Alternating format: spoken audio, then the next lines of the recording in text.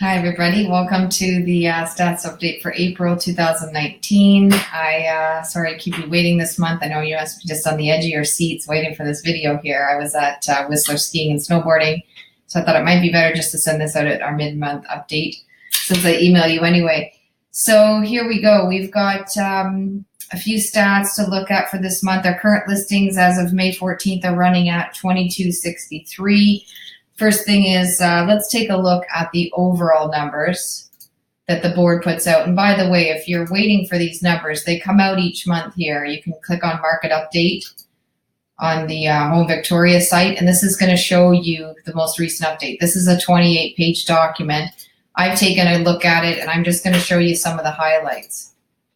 Okay, so for instance, we were 10%, we sold 10% fewer properties this year than last year overall.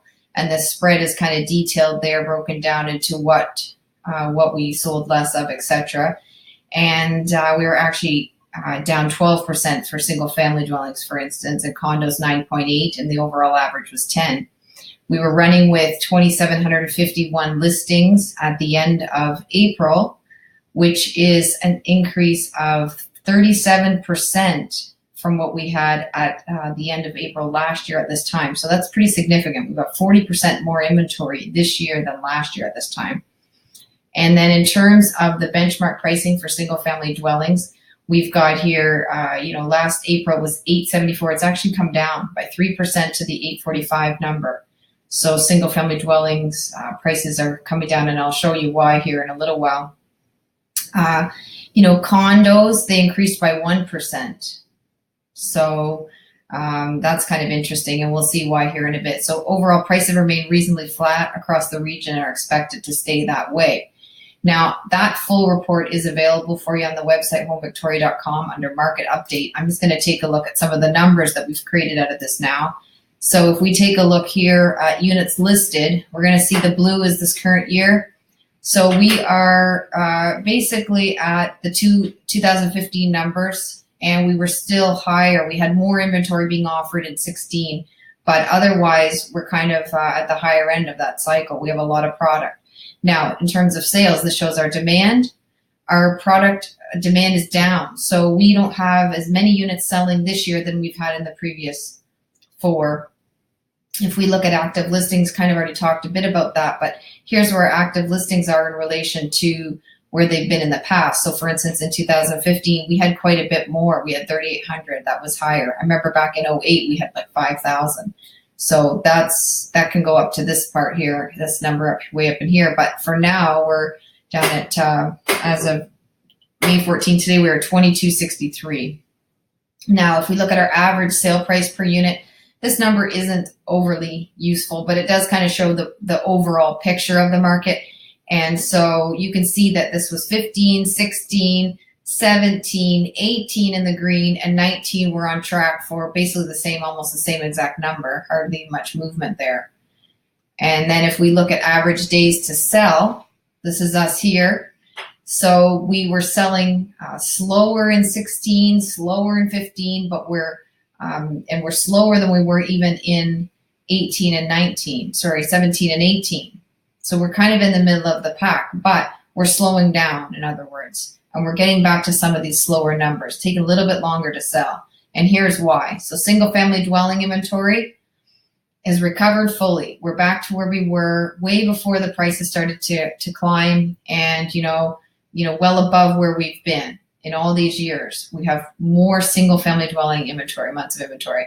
That means more product. And then condo months of inventory, here we go. We are, not recovered. I call it recovered, but not back to where we were when we had tons of inventory. So that would be the 15. And same with townhomes, we're somewhere in the middle. So we're partially recovered here, giving us more stock for your buyers. Not so good for sellers, of course. This is kind of the overall indicator for this. So this chart shows us, where we are now, we're at 30%. So above 25%, there's upward pressure on pricing. It's a seller's market, but just barely. Okay, so we're still technically slightly in a seller's market. 15 to 20% is more of a balanced range. And in March we were close to 80 in this point here, March 2017. So we were definitely in a seller's market then. That's kind of the transition of this market that we've seen. And here is some benchmark performance of prices over time. And let's just see here. I'm trying to fix that. I don't know why it's doing that. Here we go. So this shows us the 3 different property types. Okay, so we've got in the red is the condo, the yellow is the townhome, and the blue is the single family dwelling. And this is the benchmark of the, over time, how it's been faring. And you can see it was flat from, almost 08 over to the 16 and then a climb. We had a climb here in the past as well. So this looks like maybe now leveling out, possibly. And then if you want to know about your own situation, we can put together reports for you like this. So for instance, this is South Oak Bay single family dwellings for dated April 30th. So they had 48 homes listed, 10 of them had sold, 4 had expired, 34 active, about 3.4 months of inventory, selling approximately 21%, average price at 1.8, or average list price at 1.8, average sale price at 1.2, average assessed at 1.6. They're taking 41 days to sell, on average price per square foot of $693, and they're selling for approximately 99% of their asking price and about 91% of their assessed value. So these type of reports can be created for any neighborhood in town. So if you are curious about what your property is worth, or if you're even looking at buying a property, it's good to look at these numbers as well, just to see, where you fit in the mix.